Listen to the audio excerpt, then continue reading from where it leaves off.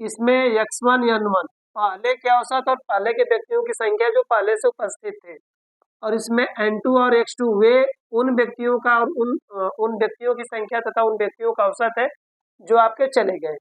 ठीक है,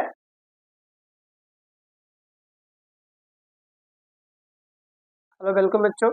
जैसे कि पिछले वीडियो में आप लोग देखते हैं, औसत के क्वेश्चनों को हम लेकर कंटिन्यू हम लोग चल रहे हैं। तो आज हम लोग औसत में देखेंगे, जब समूह में कुछ व्यक्तियों की संख्या ज्ञात करनी हो।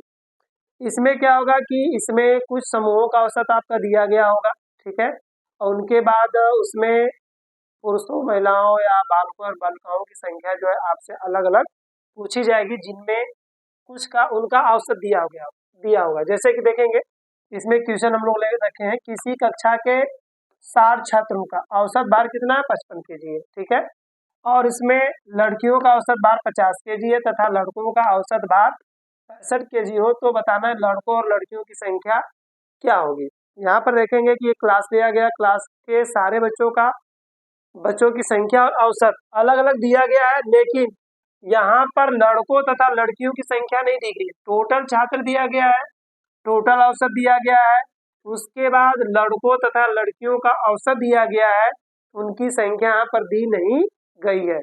तो हमें उन बच्चों की संख्या ज्ञात करनी है।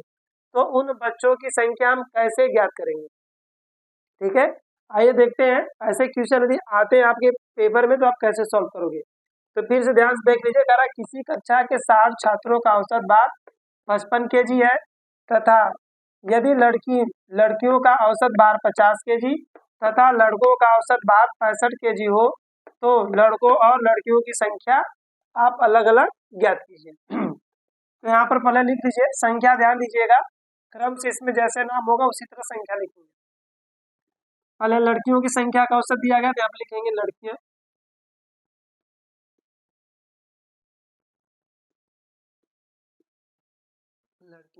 और यहाँ पर लड़के। अब इनका औसत लिखेंगे, तो देखो लड़कियों का औसत आपका दिया गया 50 और लड़कों का औसत आपका यहाँ पर 65 दे दिया गया है। इसके बाद लड़कों और लड़कियों का कुल मिलाकर हम औसत लिखेंगे, तो कुल मिलाकर औसत देखिए यहाँ पर 55 kg दिया गया है, ठीक है। अब यहाँ पर हम क्या करेंगे, इनका अंतर निकालेंगे, ऐसे पीरियड अंतर निकालिएगा, और यहाँ पर इन दोनों का जो अंतर होगा, टोटल औसत और लड़के का, वो लड़कियों की संख्या में जाएगा, और इधर लड़कियों का भी टोटल से माइनस करेंगे तो लड़कों में जाएगा। तो यहाँ पर इन दोनों को माइनस करिए, देखिए यदि आप 65 में से 55 घटाते तो यहाँ पर 10 आएगा, और यहाँ पर भी 55 में से 50 घटाएंगे तो 5 आएगा। याद रखिएगा प्लस माइनस से आपको कुछ नहीं लेना देना, ठीक है, प्लस माइनस पर नहीं ध्यान देना है, बस दोनों का अंतर कर देना। 65 में से 55 घटाएंगे 10 होगा, और यहाँ पर 50 में से 55 घटाएंगे 5। तो देखिए यह संख्या इनका अनुपात हो जाएगा, लड़कों तथा लड़कियों की संख्या का अनुपात, इन दोनों संख्याओं का अनुपात निकलेगा 10:5। तो यहाँ सॉल्व करेंगे, 5 दूना के 10, 5 एकम 5। तो देखिए यह हो गया लड़कों तथा लड़कियों की संख्या का अनुपात हो गया। इसका अनुपात है लड़कों तथा लड़कियों की संख्या का अनुपात। इसके बाद अनुपाती योग निकाल लीजिए, अनुपाती योग निकालेंगे, तो अनुपाती योग आपका हो गया 3। अब यहाँ पर क्या करिए, लड़कों की संख्या अलग से निकाल लीजिए, तो यहाँ पर हो जाएगा लड़कों की संख्या,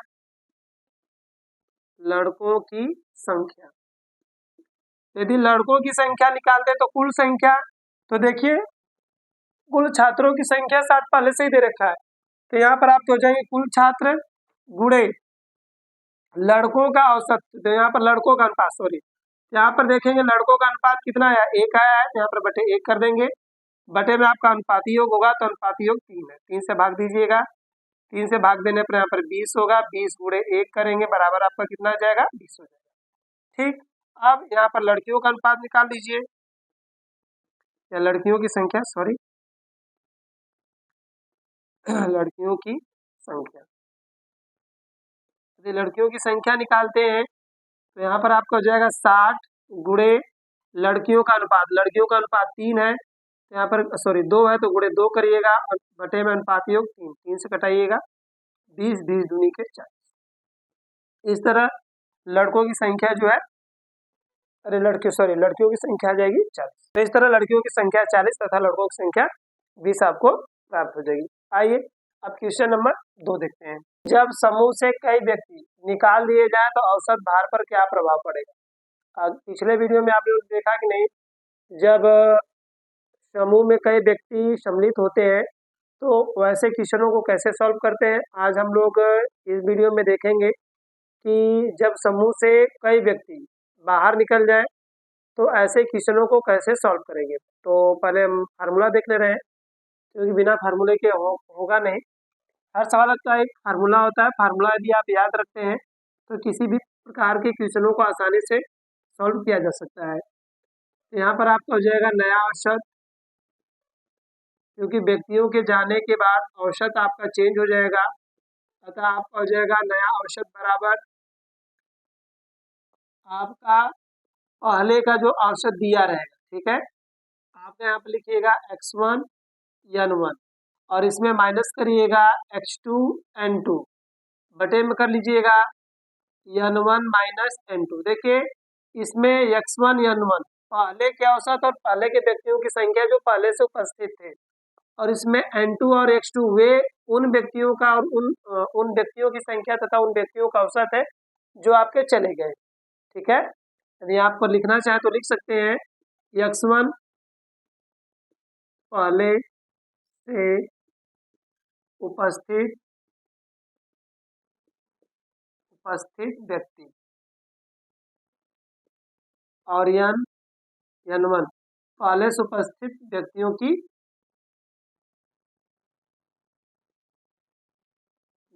की संख्या हो जाएगी। और x2 आपका हो गया चले गए व्यक्ति,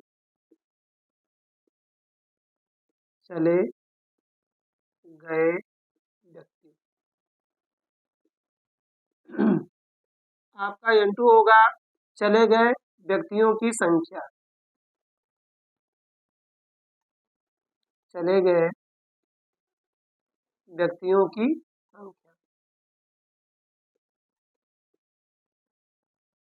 ठीक है। तो याद रखिएगा x1 आपका है पहले से जो उपस्थित व्यक्ति थे उनकी संख्या, n1 आपकी है क्या इस समय उपस्थित व्यक्तियों की संख्या, x2 है चले गए व्यक्तियों की संख्या और n2 है आपके x2 है चले गए व्यक्ति और n2 है क्या उनकी संख्या। यहाँ पर औसत लिखिएगा पहले से उपस्थित व्यक्तियों का औसत, ऐसे जोड़ लीजिए क्या करना है, व्यक्तियों का औसत,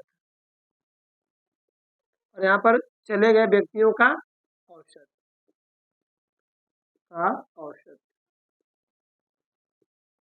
ठीक है। तो आइए देखते हैं क्वेश्चन। आपका इसमें दिया है कि 8 व्यक्तियों का औसत आयु 42 है, अर्थात 8 व्यक्तियों का समूह था जिनका औसत आयु कितना था 42 वर्ष, और कुछ समय बाद 6 व्यक्ति आपके चले जाते हैं जिनकी औसत आयु 48 वर्ष थी। तो उनके निकल जाने के बाद या चले जाने के बाद शेष व्यक्तियों की औसत आयु क्या होगी हमसे पूछा जा रहा है। तो आप फार्मूला लगा लीजिए। आपका x1 क्या है, उन व्यक्तियों की संख्या है जो पहले से उपस्थित है, तो 8 हो गया, सॉरी इनका औसत लिखेंगे पहले, तो औसत आपका क्या है 42 है, तो यहाँ पर लिखेंगे 42 और इनकी संख्या 8 है तो यहाँ पर 8 करेंगे। अब 6 व्यक्ति चले गए हैं जिनकी औसत आयु क्या है 48 है, तो यहाँ पर माइनस करिएगा 48 गुणे गए व्यक्तियों की संख्या, तो कितने व्यक्ति चले गए 6 व्यक्ति। नीचे भी आप करेंगे पहले के व्यक्ति 8 चले गए व्यक्ति 6। अब इसको सॉल्व करिए, 8 दूना के 16 आपका हो जाएगा, 8 चौका 32 एक 33, 8 दूना के 16 8 चौका 32 एक 33, माइनस करिए 6 का 8 में गुणा करिए, 6 का यदि 8 में गुणा करते हैं तो 6 8 आपका 48 हो जाएगा, आपका हासिल हो जाएगा 4। 4 का 6 में गुणा करते हैं तो 4 6 का 24, 24 4 आपका 28 हो जाएगा। और यहाँ पे 8 में से यदि आप 6 माइनस करेंगे तो 2 आ जाएगा। अब माइनस कर लीजिए दोनों को, यहाँ से देखिए 6 में से नहीं घटेगा, कर ही लेगा 16, 16 में से हट गया 8 हो जाएगा आपका। अब यहाँ से 1 माइनस करेंगे 12, 12 में से यदि आप 8 माइनस करते हैं तो आपका बचा 4, 12 में से यदि हम 8 माइनस करते हैं तो 4 बच जाएगा। यहाँ बचा 2, 2 में से 2 गया 0 बटे में करिए 2 से डिवाइड करिएगा और इसका औसत आयु आपको मिल जाएगा 24।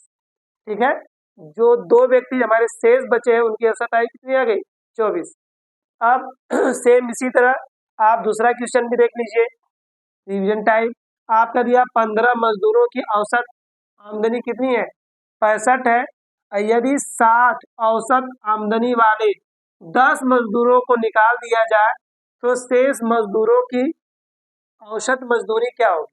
ठीक है, इसमें करा 15 मजदूरों का एक औसत है, ठीक है, औसत है जिनकी औसत आमदनी कितनी है 65 वर्ष है।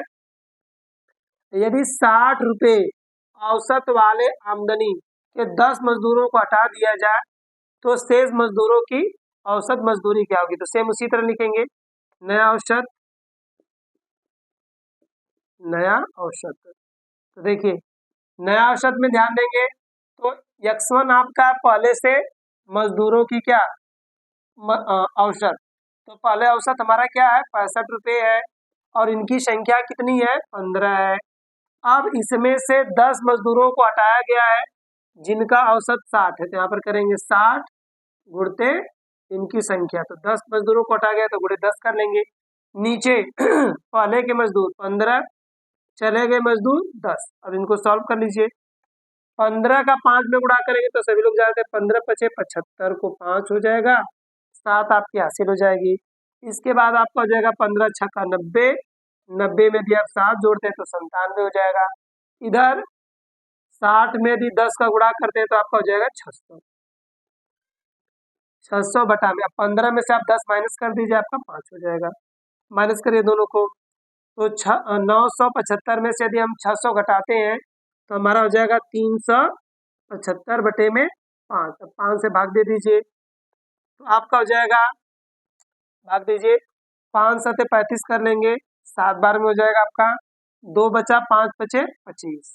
ठीक है, इस तरह जो शेष मजदूर आपके बचे हैं उनकी औसत मजदूरी 75 रुपये होगी। ठीक है, जो शेष मजदूर हमारे 5 रह जा रहे हैं उनकी औसत मजदूरी कितनी हो जाएगी 75 रुपये। तो इस तरह के क्वेश्चन आप आसानी से आप इन फार्मूले की सहायता से सॉल्व कर सकते हैं। ठीक है, अब हम लोग नेक्स्ट वीडियो में अगले दिन मिलते हैं, तब तक के लिए नमस्कार।